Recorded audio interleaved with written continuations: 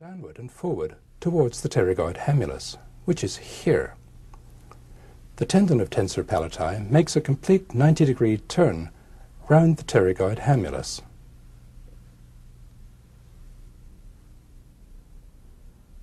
Here's the tendon emerging.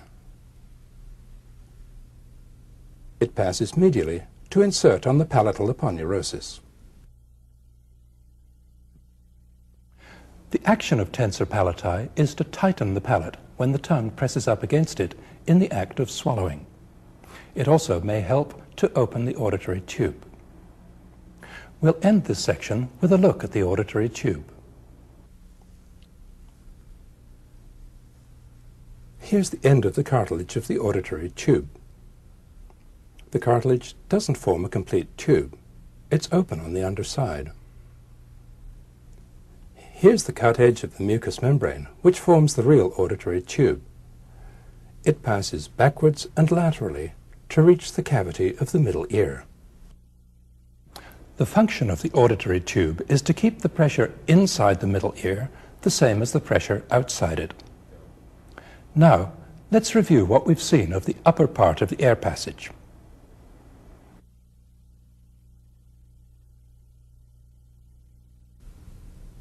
Here are the nostrils, or anterior nares, the columella, the lateral cartilage, the alar cartilage, the septal cartilage,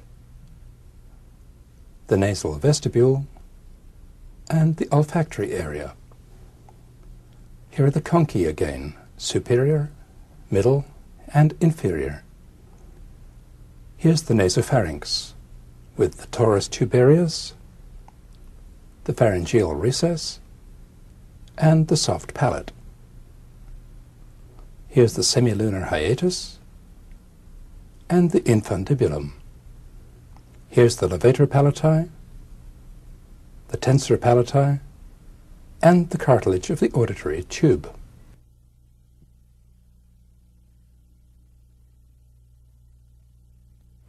That brings us to the end of this section on the upper part of the air passage.